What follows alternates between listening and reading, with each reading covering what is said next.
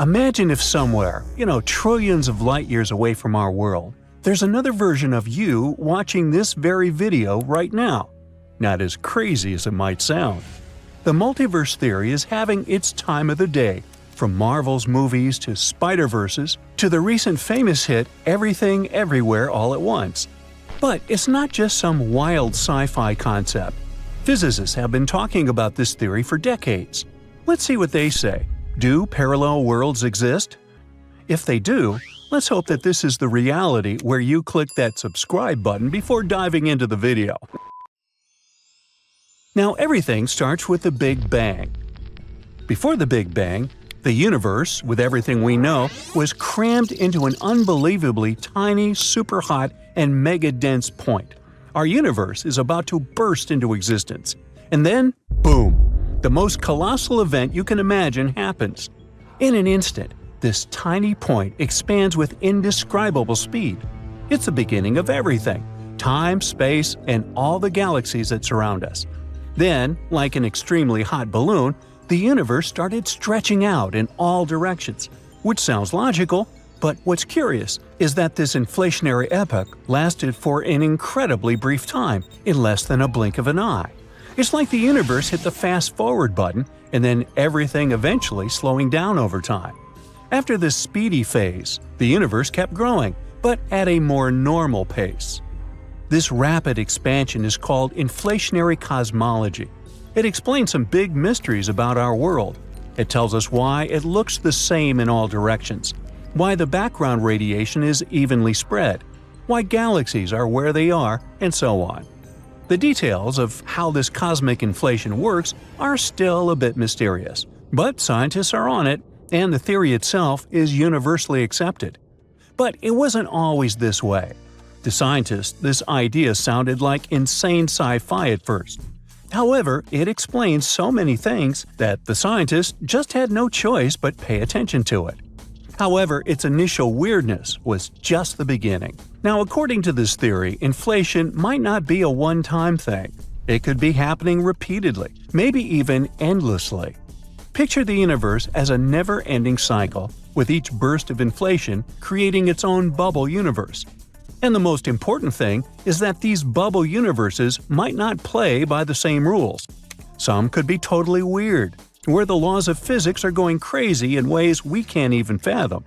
Which means there might be a whole constellation of bubble universes out there. However, we can't directly see these other bubbles. They exist beyond the edge of our spotlight. That's where the multiverse theory comes into play. People have been chatting about the idea of multiple universes for a long time, like way back in ancient Greece. Now, back in the 1990s, people got really interested in this idea, and this concept started popping up in books and movies. As a result, scientists began talking about it increasingly in scientific discussions and journal articles. And nowadays, many scientists and philosophers are into it. Now, the problem is, there's no solid proof or evidence that these other universes really exist. It's not a proved or confirmed theory. It's not even a theory at all, just a hypothesis, a bunch of interesting thoughts put together. Before we draw any conclusions, we need much more in the way of clues and evidence, and unfortunately, it's hard to find the evidence of parallel worlds when we can't live or look past our own, which is why many scientists believe that it might not be real. But not everybody agrees with that. While critics say that we can't observe the multiverse, and therefore can't test it, some physicists suggest a different approach. Instead of trying to find these parallel worlds, we could try to look at ours and its history. Around the 2010s, researchers took a closer look at data from a space gadget called the Wilkinson Microwave Anisotropy Probe. Yes, that's a mouthful. They thought they found signs suggesting that our universe might have bumped into other universes in the past, like sort of a collision. But then scientists used an even fancier satellite, which had 3 times better resolution, looked at the data more thoroughly, and didn't find any strong proof of these universe collisions. Plus, there was no evidence that other universes were tugging on ours with their gravity. However, an interesting discovery happened in 2015. One scientist checked out radiation left over from the Big Bang. He claimed to see something super bright, 4,500 times brighter than expected. Well, at least based on the stuff, like protons and electrons, scientists think existed in the early universe. So he and some others assumed that this might be our first evidence of our universe crashing into others. But let's assume that it does exist. The multiverse wouldn't be about human decisions creating alternate timelines. In quantum mechanics, it's not human decisions that split everything into parallel worlds, but the measurement of subatomic particles. So if we look at this theory scientifically, other worlds would be billions of light years away, and what's happening to them wouldn't have anything to do with our daily choices. So what would it look like? Well, Max Tegmark, for example, talks about 4 levels of universes and multiverses. Level 1 is the extension of our world.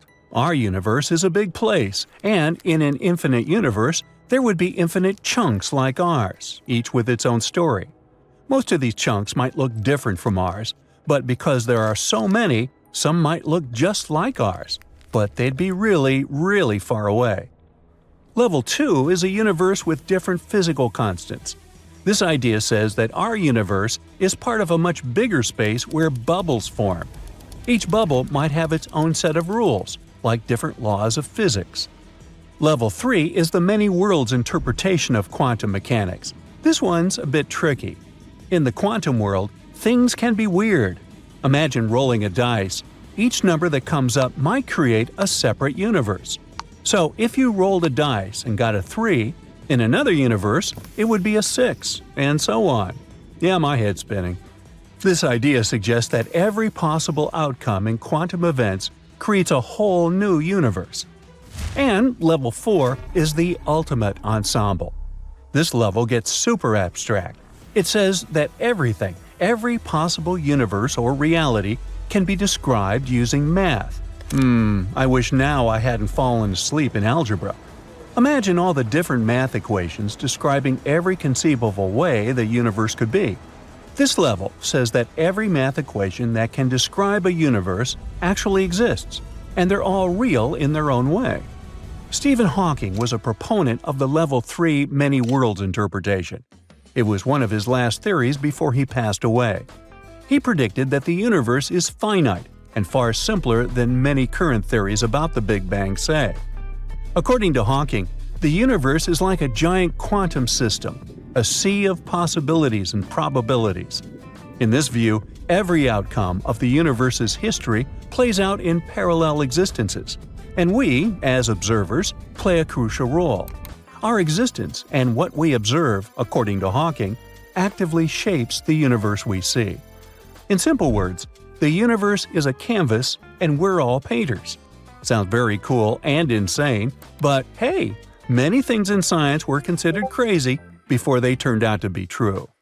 So, is there another copy of you somewhere watching this video and who just pressed the like button? Who knows?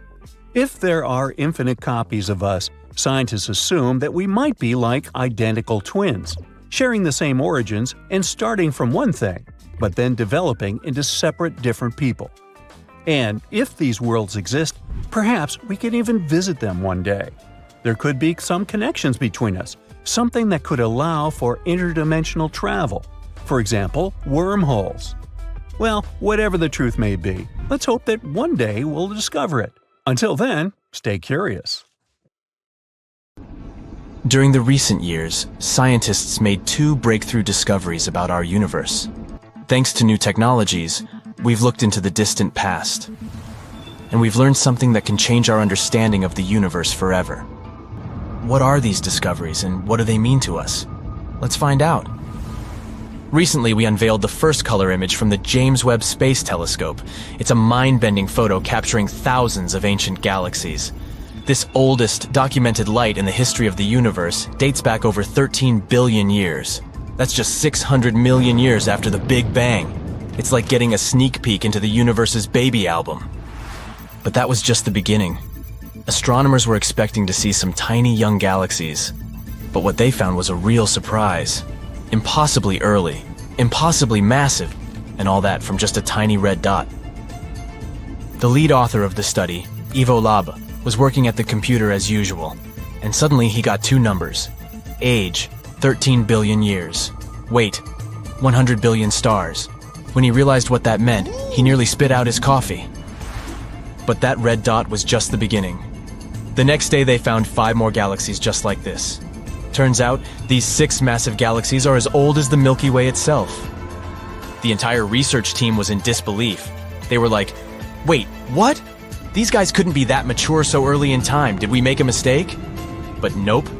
The James Webb Space Telescope, the new cool guy on the space block, just has some serious skills. It can see through dust clouds with its infrared vision and spot galaxies that were previously invisible.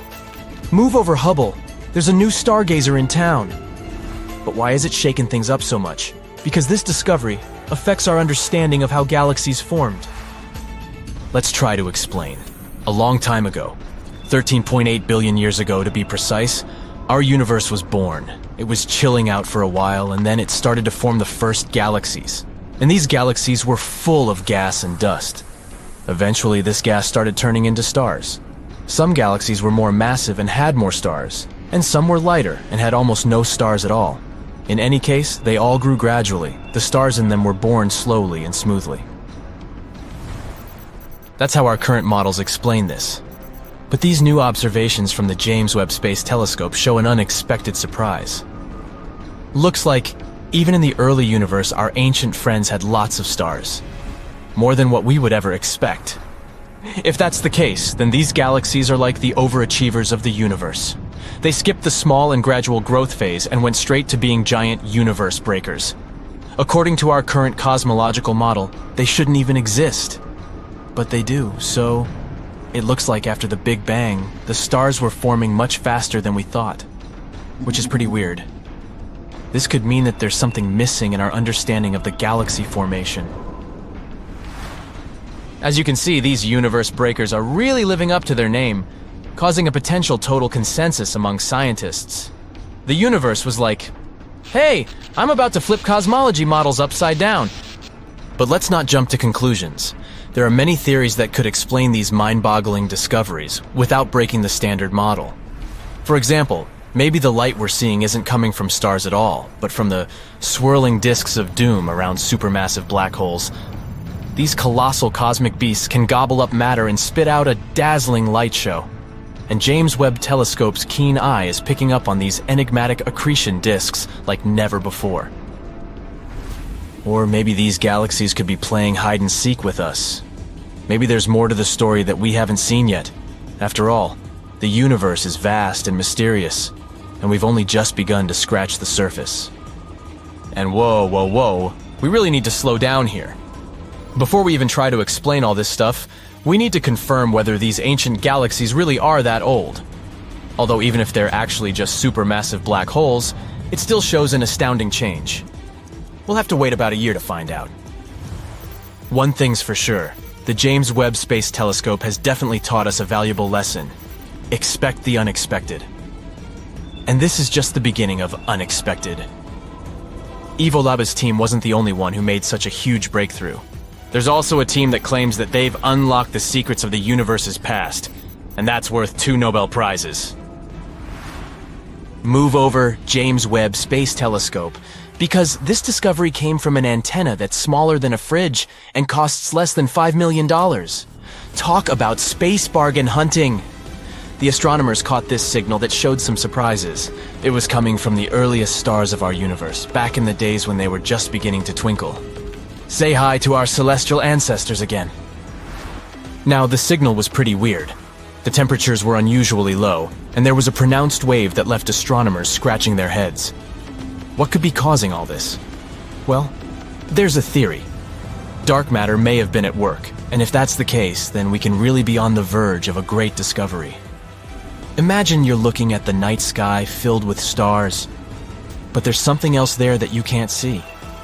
It's like an invisible cloak that covers the entire universe. Scientists call this mysterious stuff dark matter. Dark matter is like the ghost of our world. It doesn't emit, absorb, or reflect any light. We can't see it with telescopes or our eyes. That's why we call it dark matter. But if we can't detect it in any way, how do we know it exists? because of its gravitational pull. One day we noticed that our understanding of how galaxies were created was incorrect. According to our calculations, they should have been some chaotic gas, but something held them together, turning them into spirals, like some kind of invisible glue. Then we thought, maybe this invisible glue really exists. If the moon was invisible, we would still suspect that it exists somewhere because its gravity affects the tides on Earth. This is also the case with dark matter. Its gravity influences the motion of galaxies and other cosmic objects. In fact, dark matter makes up a huge chunk of the universe, about 27% of it. Moreover, the normal matter we can see, like stars, planets, and galaxies, only make up about 5% of the universe. So even though we can't see dark matter, there's actually more of it in the universe than everything we can see. Scientists are still trying to figure out if dark matter exists and what it can be made of. Some theories suggest that it could be made up of exotic particles that are different from the particles that we're used to. Others think that it might be some kind of weird, undiscovered form of matter that doesn't interact with light at all. Anyway, it's an intriguing mystery, and if we ever confirm the existence of dark matter, our understanding of our world will change forever. So now you can understand why the excitement in the scientific community is palpable. If this discovery is confirmed, then we will get the first real proof of dark matter. This discovery may be even more important than the Big Bang itself because, as astronomers put it, we are made of star stuff, and so we are glimpsing at our origin. But of course, we still have to wait and explore all this in great detail. In science, one should never rush to conclusions. And while scientists study this stuff, we'll be here, on the edge of our seats waiting for the next space blockbuster to unfold. The universe never ceases to amaze us with its wonders. Who knew that such a small and humble antenna could unlock such cosmic secrets? It just goes to show that in the vastness of space, even the tiniest discoveries can have the biggest impact. Keep looking up, and who knows what other cosmic surprises are waiting to be uncovered.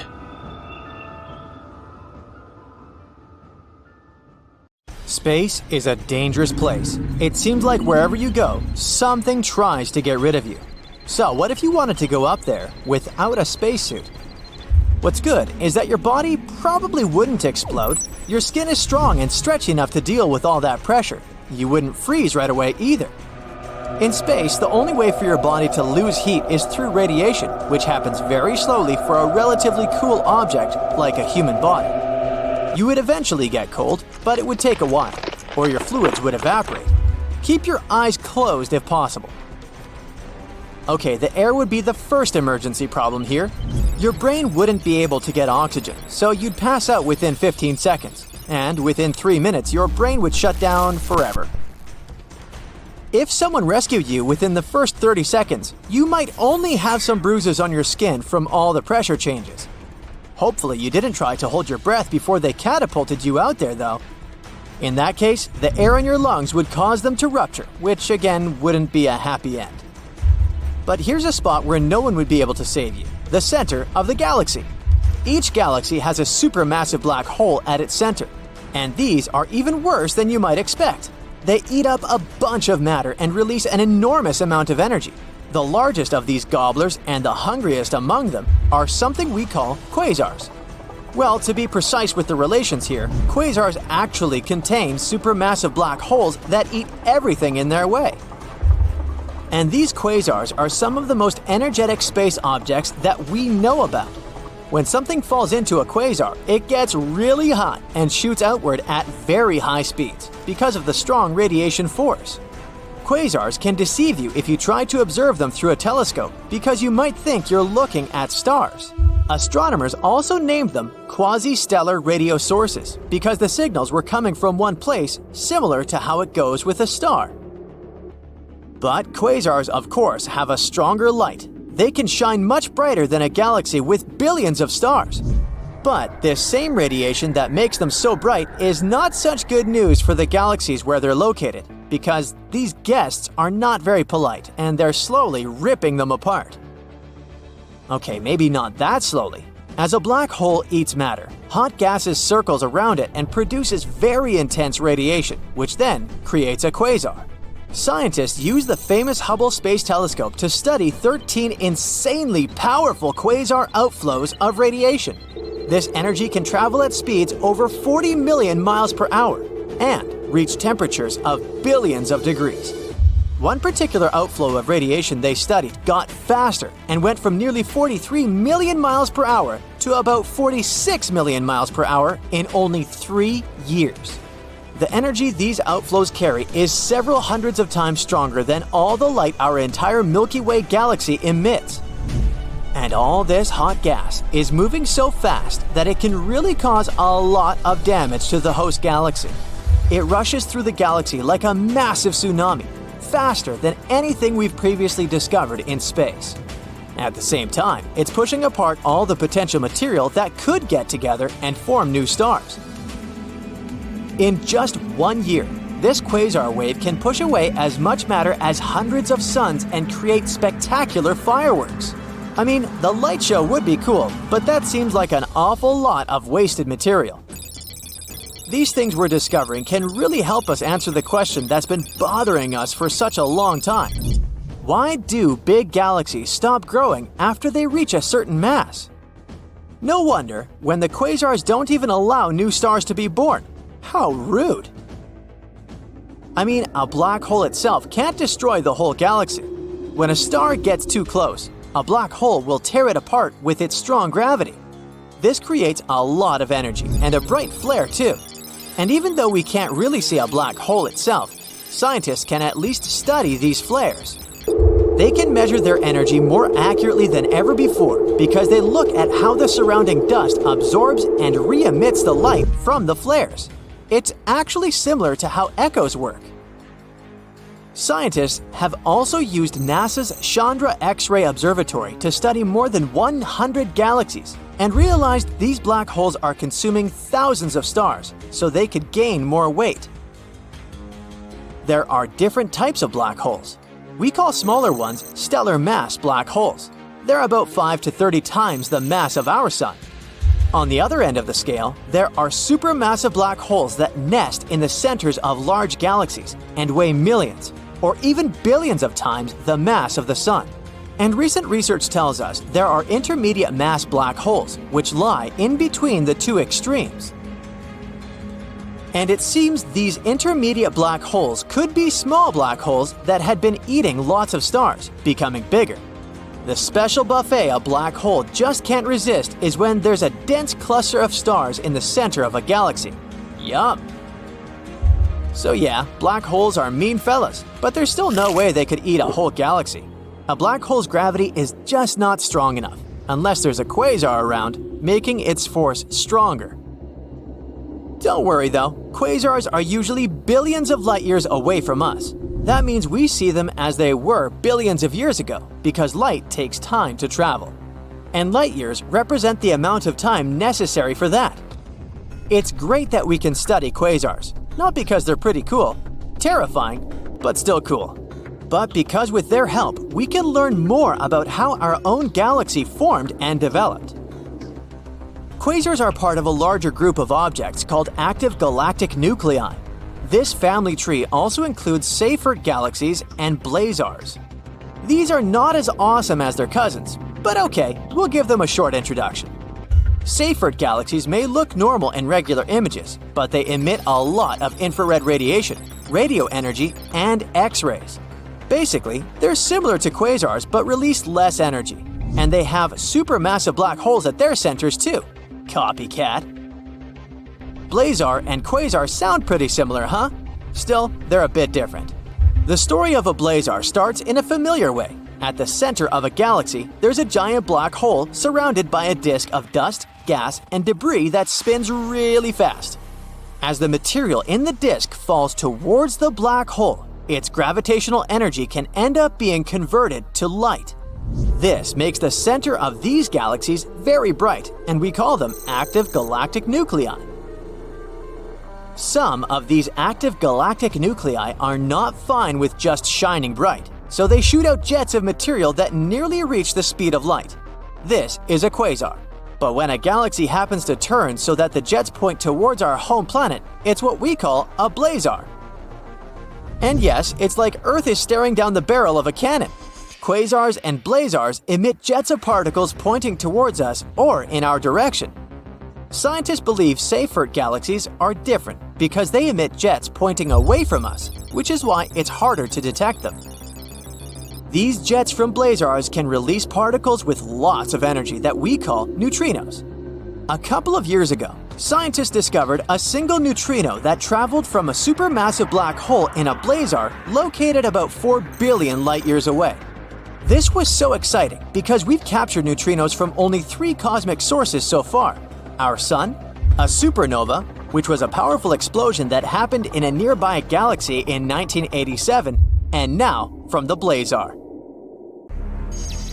Weird, unusual sounds out of nowhere are spreading all over our galaxy, constantly repeating, and it's something we've never heard before.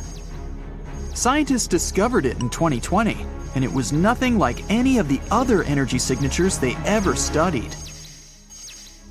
Powerful and bright radio signals occurring from time to time, mysteriously disappearing within a day. It doesn't fit the profile of any space body we know. The signal is a bit irritating, and it disappears without a schedule. When scientists tried to match the signal with some other telescopes, it was gone. Low-mass stars sometimes flare up with radio energy, but not here, since they mostly have X-ray counterparts. Very dense collapsed stars, like pulsars and magnetars, are also not a choice. The closest solution they got is a mysterious class of objects we know as the Galactic Center Radio Source, GCRT. It's a radio source that brightens and rapidly glows. It decays near the center of our galaxy and could help us unravel the mysteries of the universe. If you had a flying car that could go up at a speed of 60 miles per hour, you'd only need 1 hour to get into space. The moon is a little bit farther, 250,000 miles, which is about 10 times the circumference of our planet. That means a moon trip would be like taking a tour around the globe and doing it 10 times straight, which would take less than 6 months. A trip to Pluto would take over 800 years. Proxima b is the closest Earth-like neighbor we have. It's a small rocky world that orbits the closest stellar neighbor of our Sun. It orbits the star's habitable zone, an area that's far enough from any star to have moderate conditions, not too cold and not too hot for liquid water to at least hypothetically exist. If you tried to travel to Proxima b at a speed of 25,000 miles per hour, which is the speed of the Apollo moon rockets, it would take you over 112,000 years to get there. You might not be able to breathe there. No one knows if Proxima b has an atmosphere. Humans explore the universe all the time, but we can only see around 5% of the matter up there. And Albert Einstein was the first one that realized the empty space is not really nothing.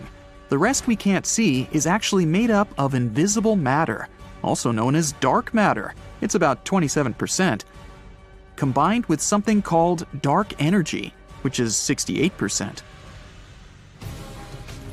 If you try to pour water into space, of course, outside of a spacecraft, it would immediately boil away or vaporize.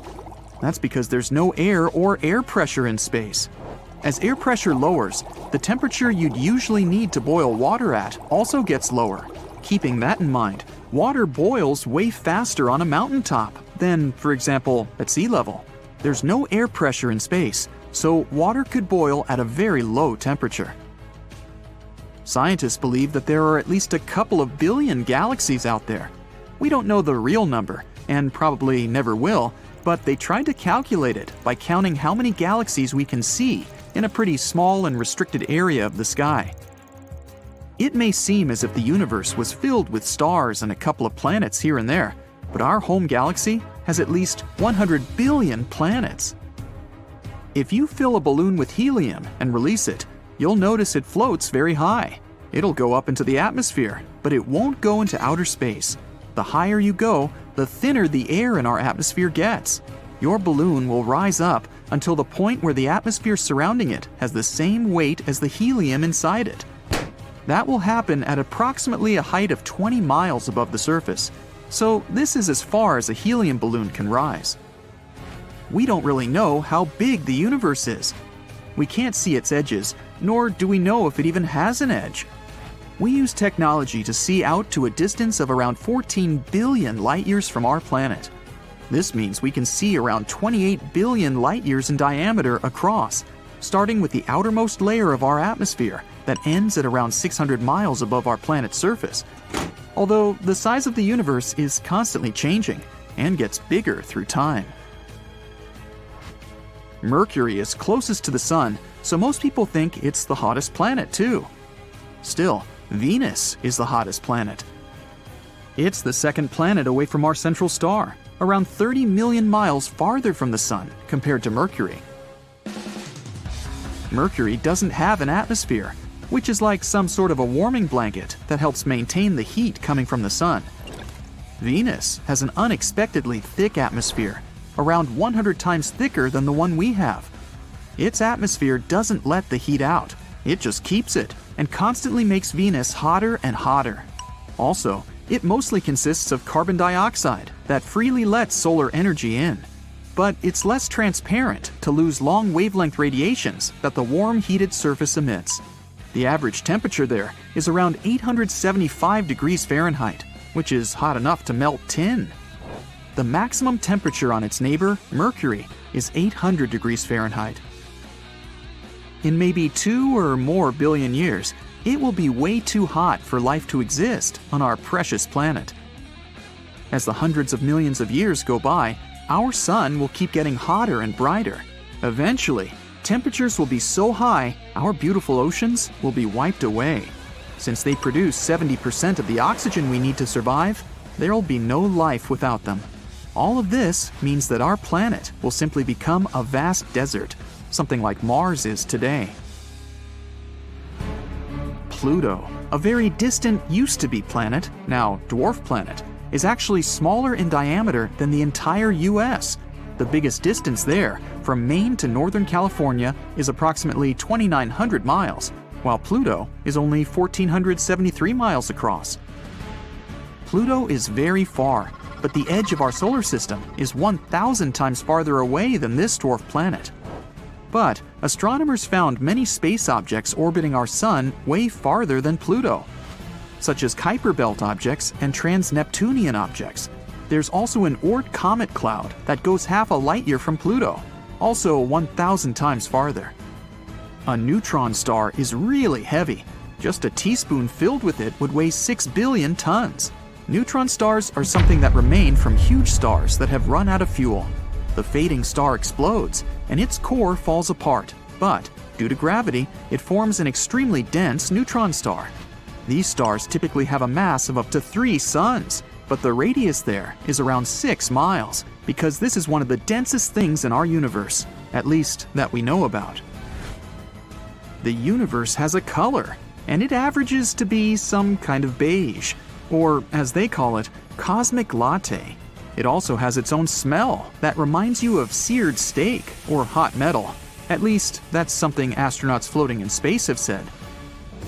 If you want to build a spacesuit, get ready to work really hard. It takes 5,000 hours to make it and will cost you $1 million. A really good one will have 11 layers of material and weighs about 110 pounds, and it needs to be comfortable. You'll need more space in there because you grow up to 2 inches when in space. When you're floating around in space, Earth's gravity doesn't have any impact on you. That's why the vertebrae in your spine might expand and relax a little bit, which means you'll be maybe 3% taller. For 6 feet, it's about 2 extra inches. Oh, don't worry, it's not permanent. As soon as you go down to Earth, you'll shrink back down to your normal size within a couple of months. Space isn't the best option if you want to have a conversation with your friend, because up there, sound doesn't travel at all. Molecules there are so far apart that sound vibrations can't reach them, which automatically means they can't vibrate, so we can't hear them. Movies are not accurate with this. No one could hear you screaming in space, too. We kind of live inside our sun. The sun is not just that big hot ball of light located 93 million miles away from us. its outer atmosphere is way bigger. It extends far beyond the surface we can see. Our planet's orbit goes through its tenuous atmosphere. The evidence is when gusts of the solar wind generate the southern and northern lights. That means, in some way, we live inside the sun. Not just us, other planets too, including distant Neptune. The heliosphere, which is what we call the outer solar atmosphere, extends to about 10 billion miles. You're in your galactic space cruiser on your way to Outpost 52, delivering supplies for the small colony there, when alarms begin going off. You scan your displays, but something catches your eye before you can work out what's happening. You don't need a view screen, as the front section of your ship is transparent, like a one-way mirror. A colossal orange and purple cloud is sweeping towards you. There's no time to analyze it. You put the ship into a dive, as steep as it will go. The alarms go crazy, but you're too focused on getting out of danger. The ship rattles, and you think it will break up, but your ship is fast and powerful, and somehow you manage to get underneath it. You look up and see the gigantic plasma cloud go soaring past. Curiosity has bitten you, and you decide to follow it. You program your computer to analyze it. Soon the information is coming back, and you can't believe what it's telling you. This plasma cloud is a wrecker of galaxies. It and others like it have been ending galaxies before their time. You recall your studies back on Earth when you were just a young pilot. There have been studies as far back as the 21st century as to why galaxies were mysteriously ceasing the formation of new stars, causing them to end ultimately. Stars form from thick clouds of gas that have become extremely cold. They condense and, over time, collapse into solid compact matter. There's a famous photograph taken by the Hubble Space Telescope. Most people have seen it. It's called the Pillars of Creation. It's the Eagle Nebula, where stars are forming. They call these environments star nurseries. It's a pretty cute concept if you think about it. But there's a bad guy lurking, and you're following it. It's a vast star wrecker. The wrecker rushes in and sweeps the gas out of these star-forming galaxies at an accelerated rate, preventing stars from forming in the first place. It's like a giant broom. But rather than cleaning up, it's ceasing up, bringing new galaxies to a premature end. Now that you know how dangerous it is, it's best to hang back a bit. Let's see if we can see it in action from a safe distance. It had been a long-standing mystery why some galaxies don't birth new stars. The star wrecker is smart. It hangs around large galaxy clusters. There's one in particular, the Virgo Cluster. This is the one that scientists studied and came across the star wrecker. The nearby Virgo Cluster is 7 million light-years across and contains thousands of galaxies. When I say nearby, it's about 65 million light-years from us. Not exactly a weekend space cruise away, but it's pretty close in galactic terms. The cluster hurtles through the superheated plasma at speeds of up to 1 million miles per hour. The cluster forms the basis for the large Virgo supercluster, of which the local group, where our Milky Way resides, is a member. Its proximity to us makes it easier for scientists to study. It's also one of the most extreme regions of the universe that we know of, currently. Who knows what else is out there? The Virgo Cluster is also unusual, as it's still forming new stars, and we can observe them, such as in the famous Hubble nursery photo. A galaxy in this cluster is called the Messier 87. It was discovered way back in 1781 by a French astronomer named Charles Messier. It looked a bit fuzzy to him, so he called it a nebula without stars. More information on what it was couldn't be ascertained until the 1920s. Messier was well respected and in his lifetime discovered 13 comets.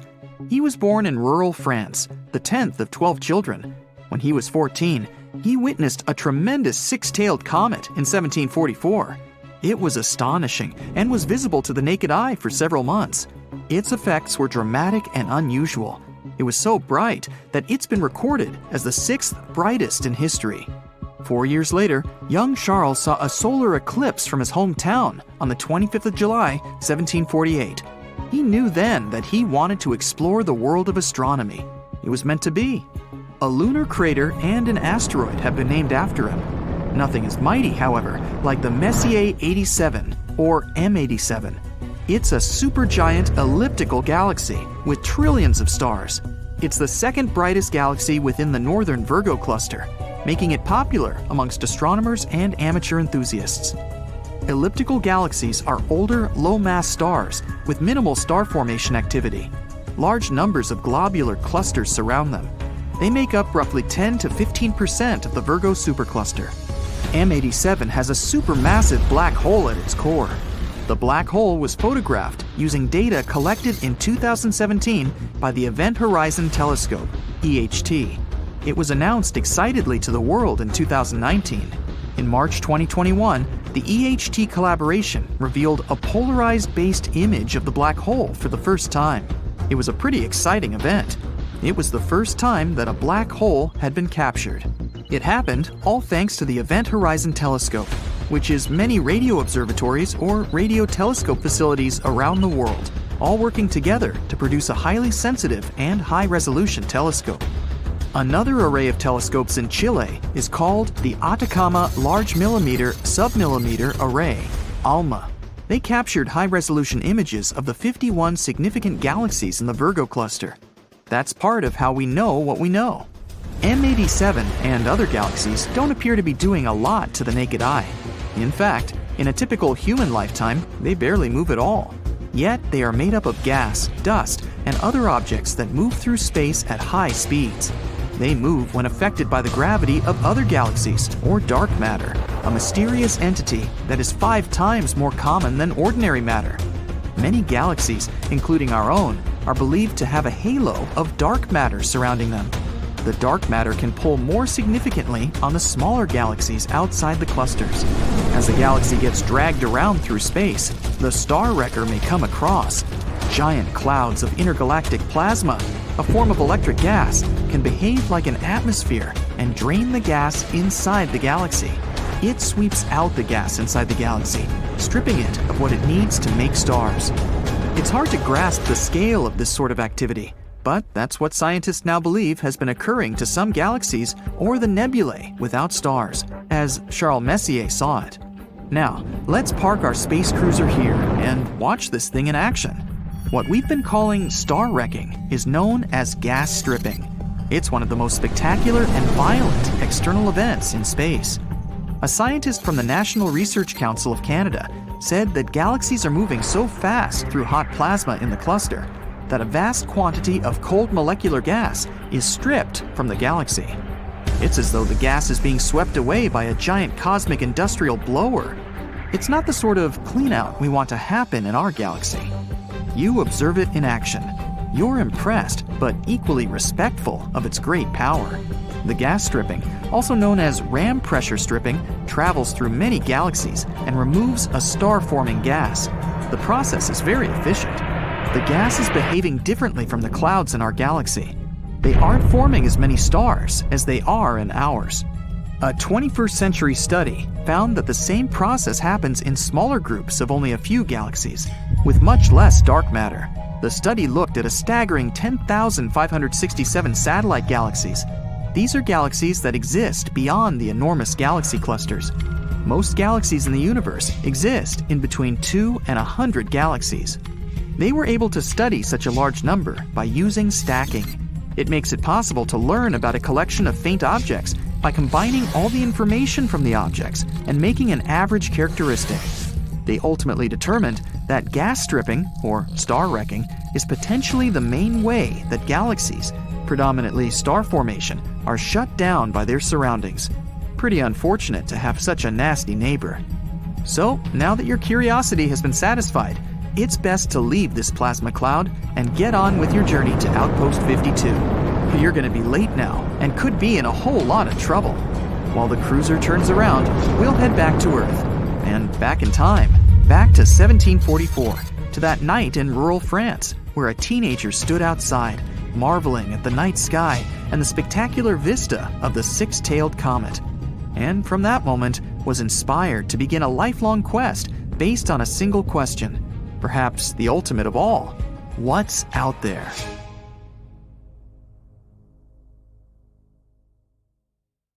Is there a giant mega sun in the center of our Milky Way? Scientists actually thought so for a while because it's the brightest place in the galaxy.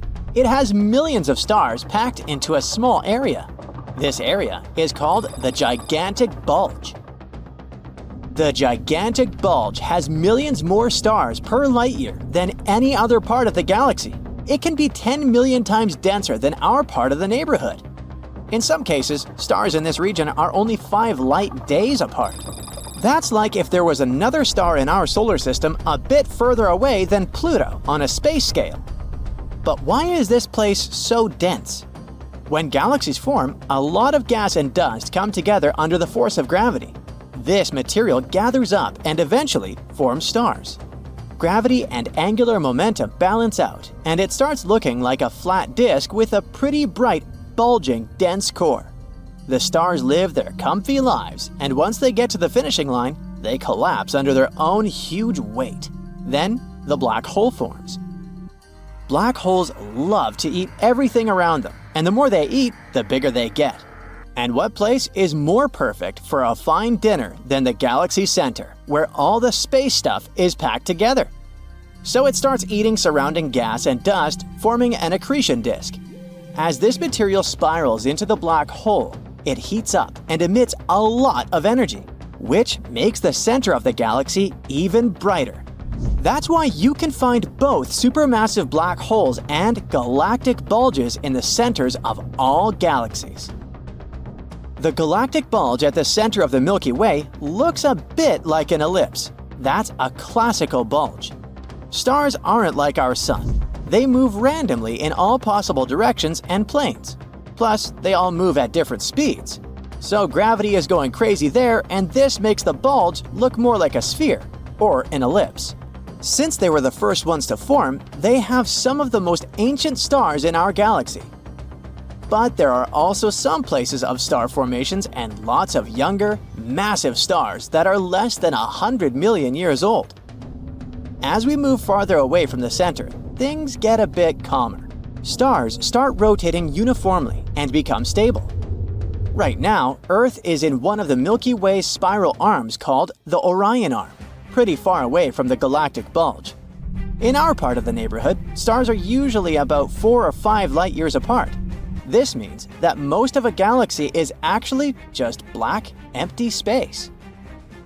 Our black hole is called Sagittarius A star. It's a monster about 4 million times the mass of our Sun.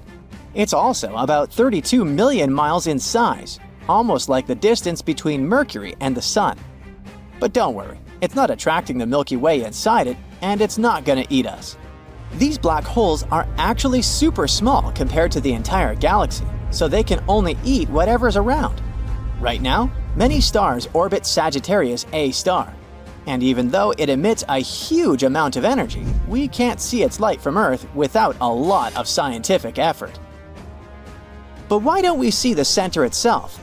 The galactic bulge is so bright that even though it's 26,000 light years away, we should see it shining brightly in our sky. Yet, we don't. Turns out it's all because of space dust. There's a lot of dust between us and the core, and it absorbs most of the visible light. We can only look at the galactic core using other types of light, like near-infrared, gamma ray, and so on.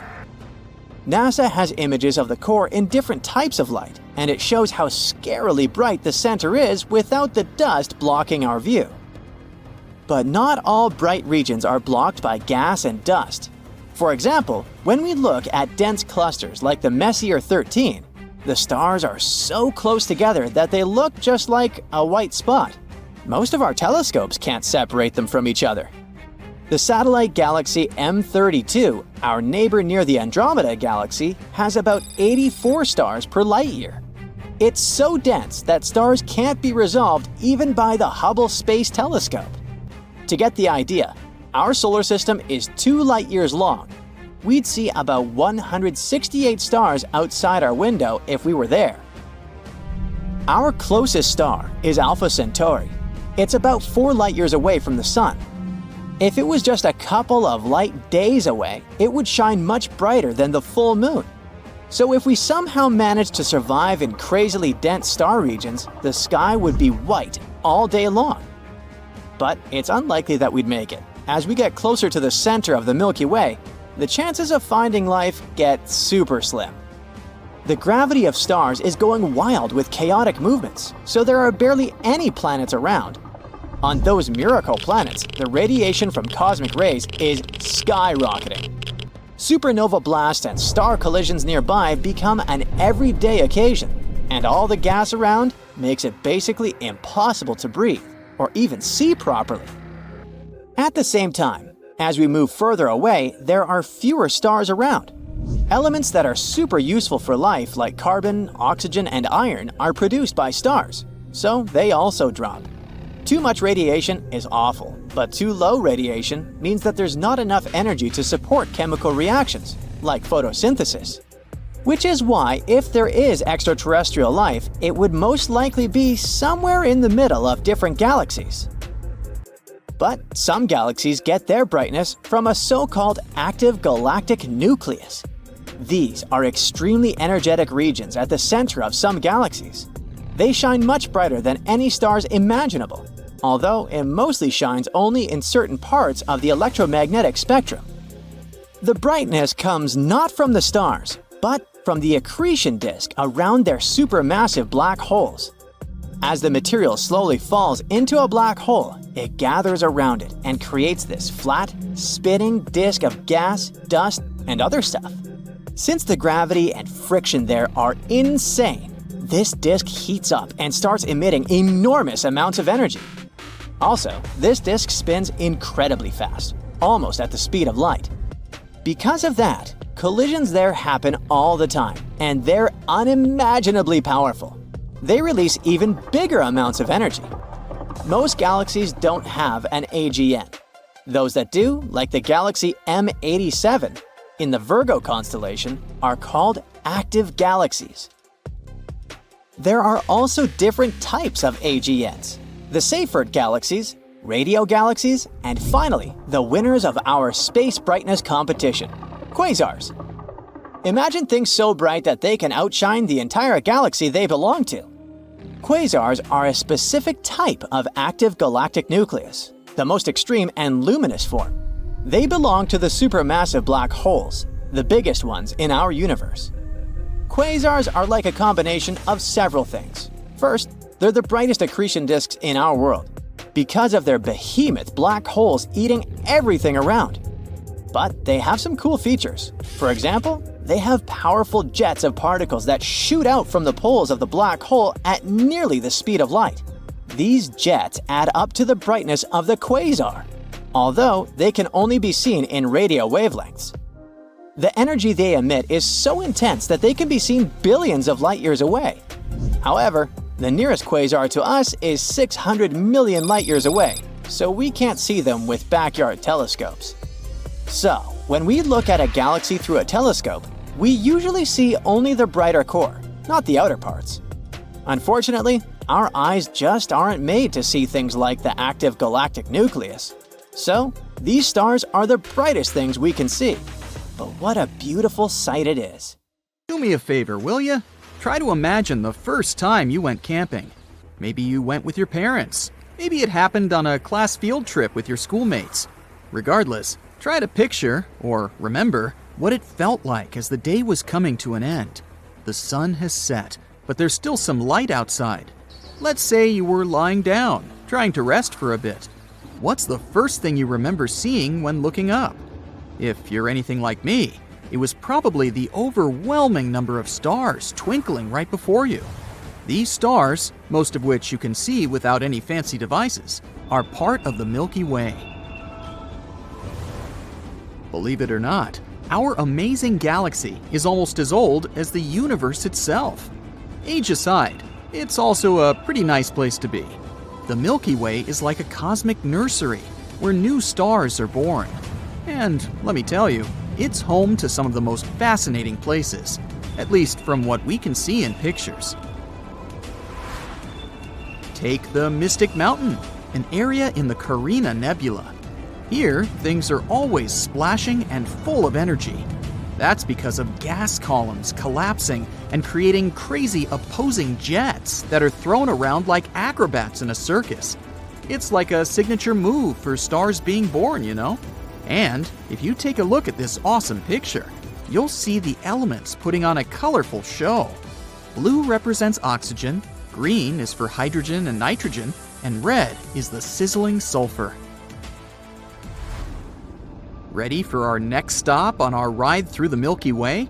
Check out these huge, twisted clouds of interstellar dust and gas hanging out in the center of M16, also known as the Eagle Nebula.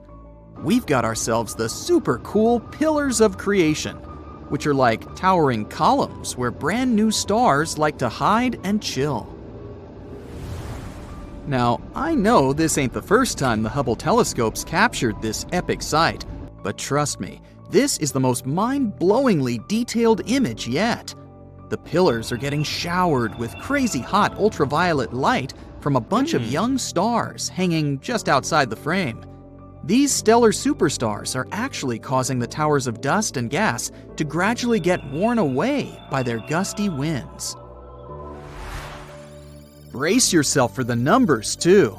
These pillars of creation stretch out for about 4 to 5 light years. Yeah, it sounds big, but in the grand scheme of things, they're kind of like the cute little siblings of the larger Eagle Nebula, which spans a whopping 70 by 55 light years. The nebula was first spotted back in 1745 by an awesome Swiss astronomer, and it's about 7,000 light years away from our humble abode, in the constellation Serpens. Here's the quirky part though. As productive as it might sound, the Milky Way's star-forming activity is quite rare when compared to other galaxies.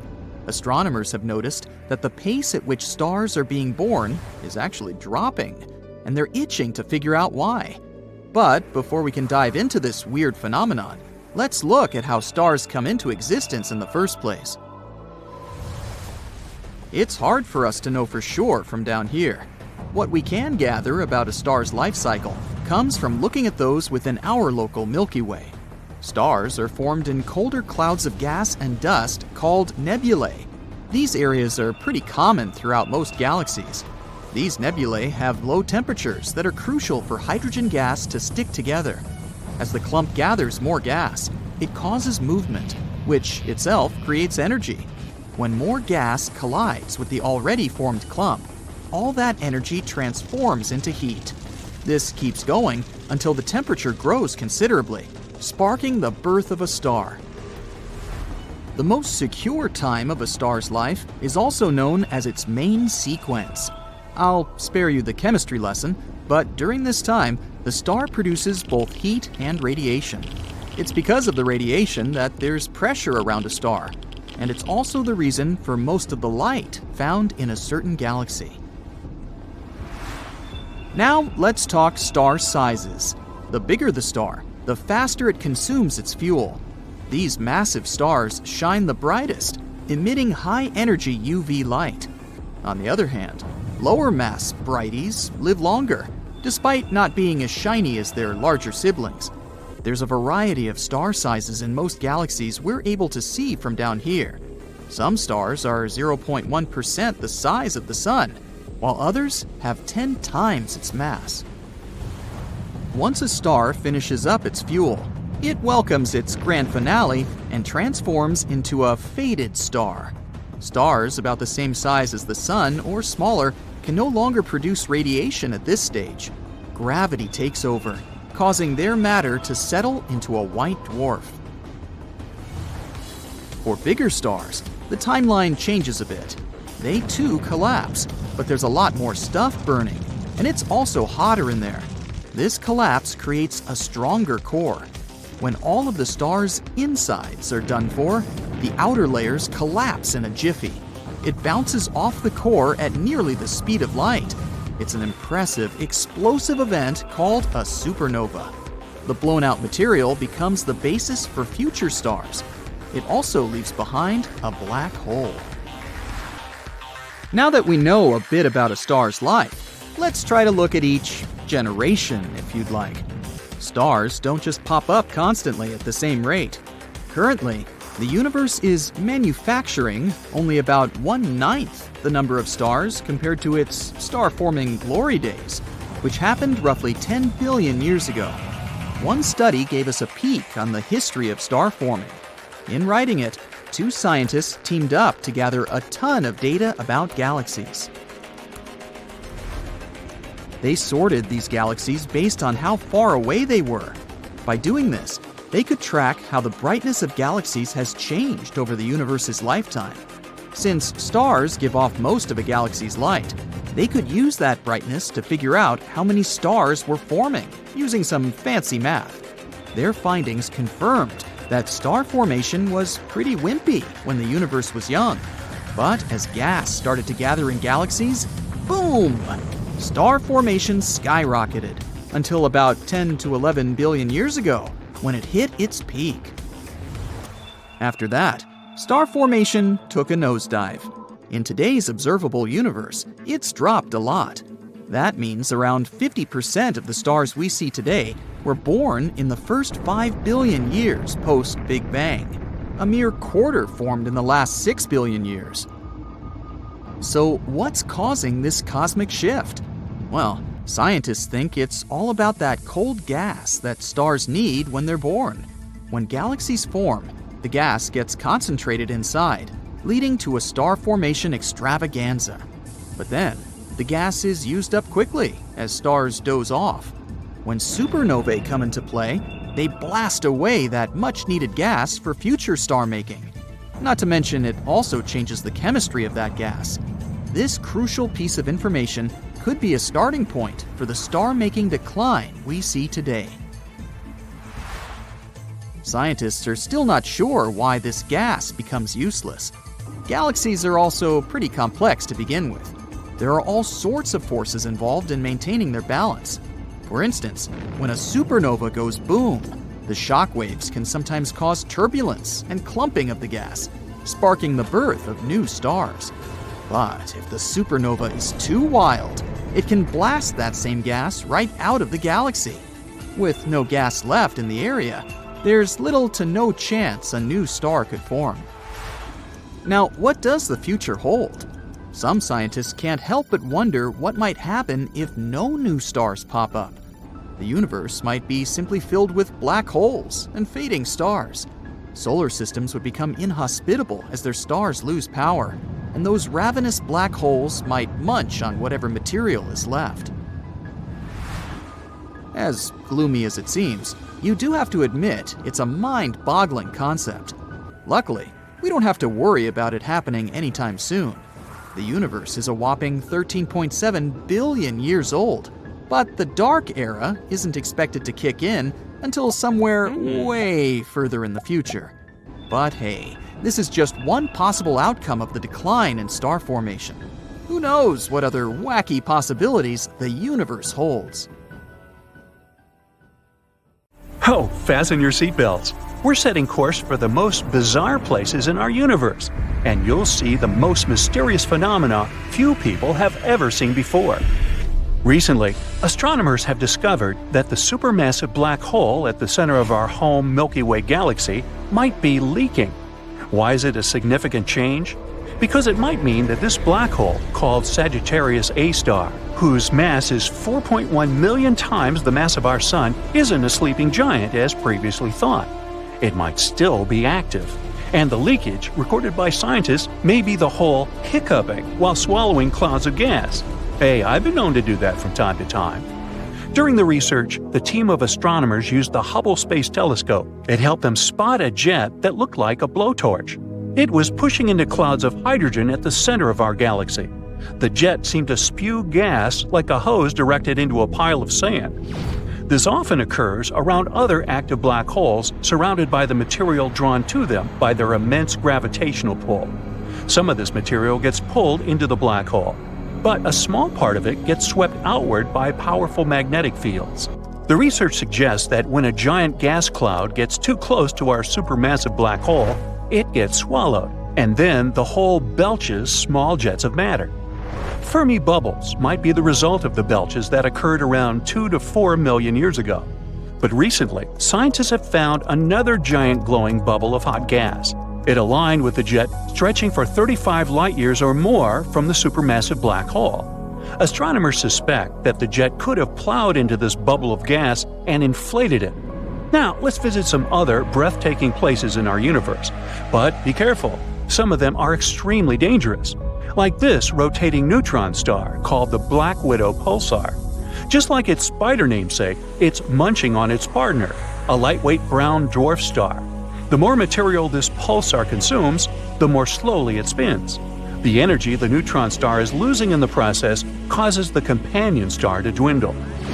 If it does exist, nuclear pasta is the strongest material in the entire universe. Formed from the leftovers of extinguished stars, this substance gets squeezed into spaghetti-like tangles of material.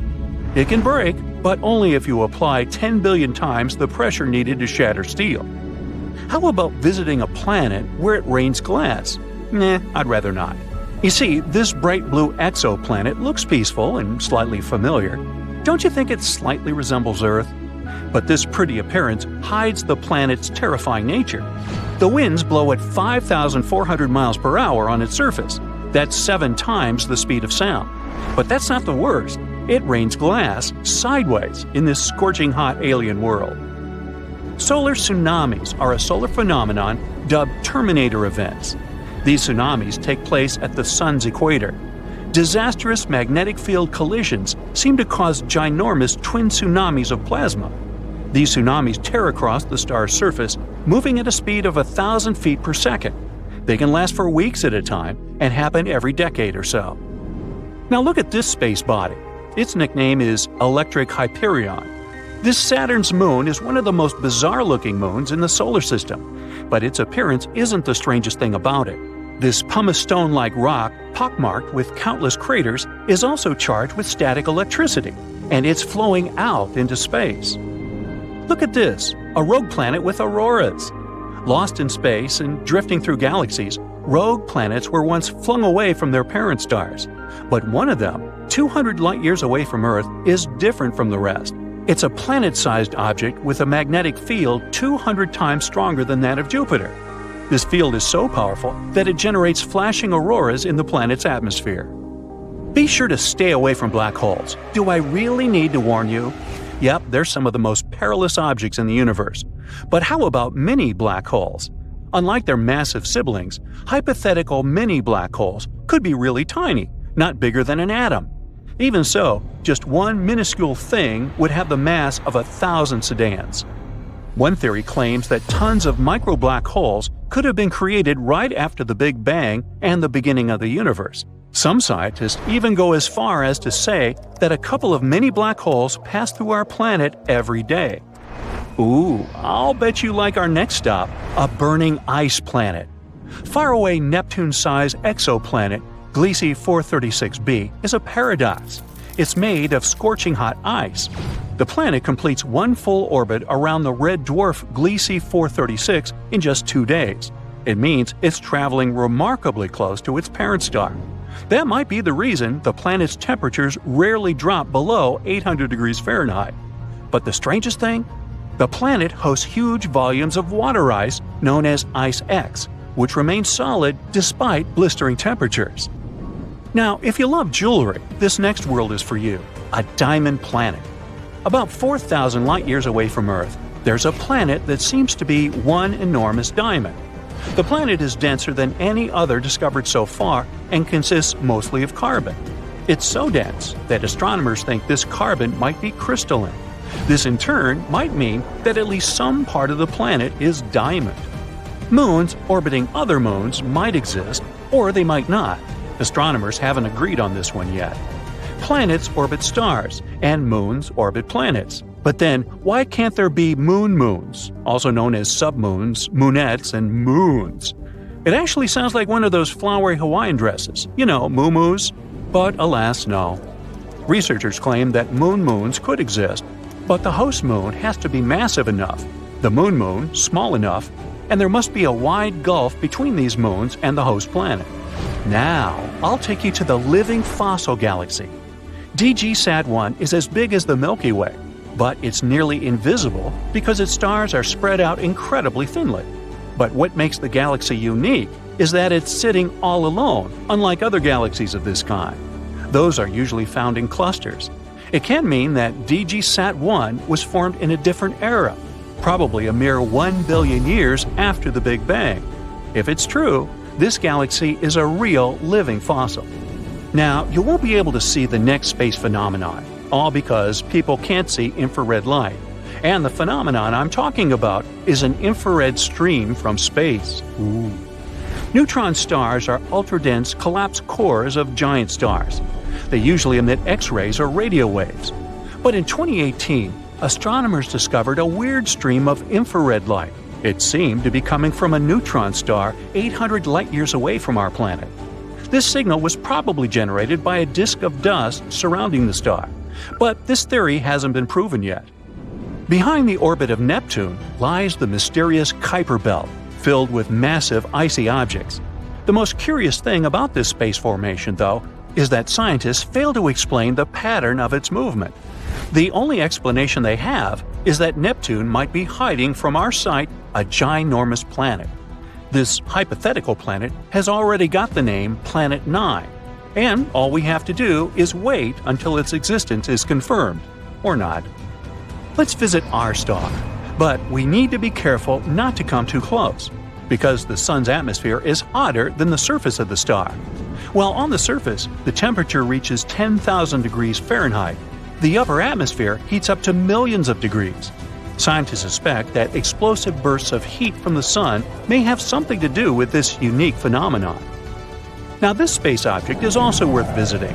Haumea, a dwarf planet orbiting in the Kuiper Belt, has a bizarre elongated shape and 2 moons. The day on this planet lasts 4 hours, making it the fastest spinning big object in our solar system. But the most mysterious thing about Haumea is that the planet has a thin 40-mile wide ring circling it. Ring-a-ding-ding.